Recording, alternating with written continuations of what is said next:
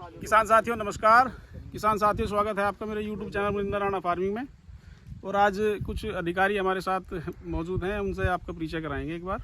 जी नमस्कार किसान भाइयों, मैं बीज उत्पादनकारी सहारनपुर। आज मनिंदर भाई के प्लॉट पे हम लोग आए हैं और इन्होंने यहाँ पर जो वैरायटी लगा रखी, कुछ वैरायटी तो ये जैसा इन लोगों ने हमारे राज्य के परीक्षकों ने बताया है, ये नई तरह की वैरायटी यहाँ टेस्ट करते रहते हैं। इनकी जैसे कुछ वैरायटी मैंने देखी, आप सामने देख रहे होंगे अगर आप देख पा रहे हैं। जी बिल्कुल।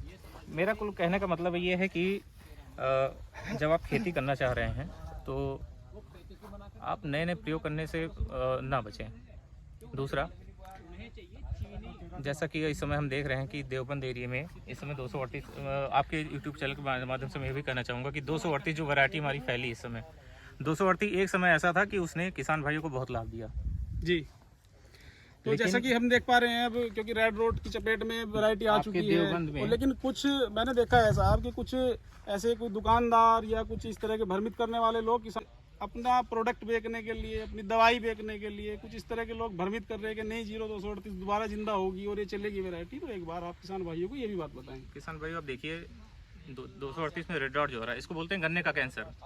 आप इंसान को जब कैंसर हो जाता है तो क्या आप किसी नीम हकीम या बाबा के पास जाते हैं जो कहता है कि आइए मैं आपके कैंसर का इलाज 100% इलाज मैं कर दूंगा। कैंसर उसको बोला इसलिए जाता है कि उसका वो ला इलाज बीमारी है आपकी। एक बार गन्ने में अगर वो बीमारी आपके आ गई तो आप उसका उपचार नहीं कर सकते हैं। जो कीट जनित बीमारी आप तो उसका उपचार कर सकते हैं, आ गया आप में, लेकिन अगर रेड डॉट आप में आ जा रहा है तो गन्ना अभी देवबंद में हम बता रहे हैं 1-1.5 महीने पहले हम लोग प्लॉट में गए थे, वहाँ एक प्लॉट में रेड डॉट लगभग शुरू हुआ था आना जी। फिर उसका हमने 1 हफ्ते बाद फिर से वो प्लॉट विजिट किया था, पूरा का पूरा प्लॉट वो खत्म हो चुका था। तो आप किसी भी दुकानदार, किसी भी नीक हमें किसी के भी बहकावे में बताइए, इसका कोई इलाज 238 में रेड डॉट का नहीं है।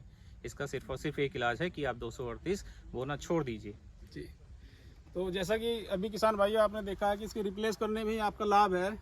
कोई ऐसी दवाई बनी ही नहीं कि इसका इलाज कर सके, क्योंकि ये फंगस जनित बीमारी है, रात रात में पूरे खेत को तबाह कर देती है। तो कोई लाभ नहीं है इसका बोने का। आप दूसरी वैरायटी पर जाइए और अपने किसान से बड़ा कोई वैज्ञानिक ही नहीं है किसान साथियों, क्योंकि वो प्रयोग करता रहता है और आपके प्रयोग शायद आपके सफल हों।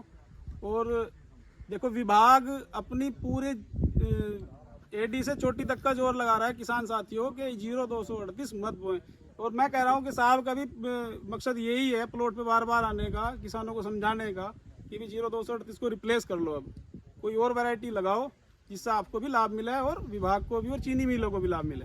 देखिए, विभाग अपनी तरफ से केवल कोशिश कर सकता है, लेकिन जब तक किसानों भाइयों का सहयोग नहीं मिलेगा हमें तब तक विभाग भी कुछ नहीं कर सकता। इसलिए अब और एक चीज़ और देखिए, अब 238 ये सिर्फ केवल अपने को नुकसान नहीं करता है। हम सरसावा गए थे, वहाँ पर 201 का प्लॉट था और 238 का प्लॉट था।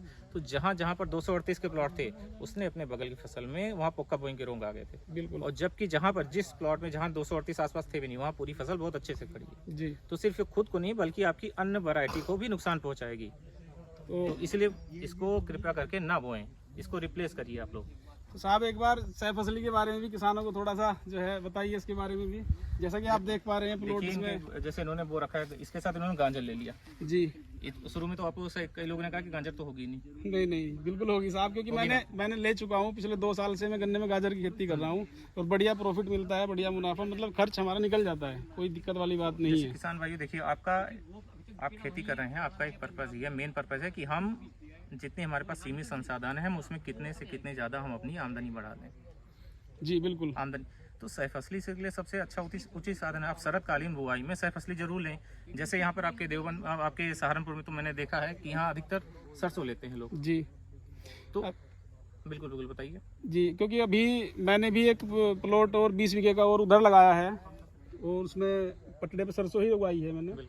और अब की बार चिटका के नहीं, अब की बार मिनी सीड ड्रिल से मैंने सरसों लगाई है। अच्छा। और 2 लाइन सरसों की पटड़े पर ली हैं, तो उसका भी रिजल्ट एक बार देखेंगे कि क्या रिजल्ट रहेगा।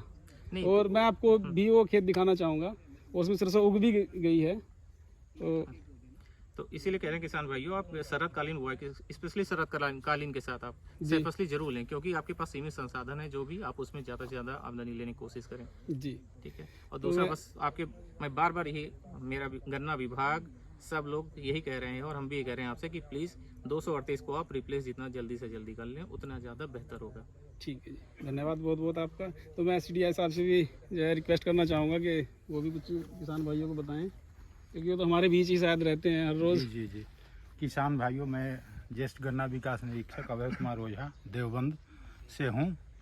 और जैसा कि मुनेंद्र भाई साहब ने हमें बताया कि किसानों को 238 में जो रेड रोड का प्रकोप आया है, उसके विषय में मैं कुछ बताना चाहता हूँ। जी ऐसा है कि जैसा कि हम लोग वैज्ञानिक और चीनी मिल के साथ भ्रमण किए, हम लोग को लगभग 105 प्लॉट मिल चुका है, जो लगभग 22 हेक्टेयर है, और ये तेज़ी से बढ़ते जा रहा है। बहुत बड़ी संख्या है। तो बहुत बड़ी आप लोगों से यही निवेदन है कि जितना जल्दी से जल्दी हो सके 238 का बिल्कुल अपने से ये छोड़ दीजिए, और इसकी जगह बहुत सारी वेराइटियां हैं।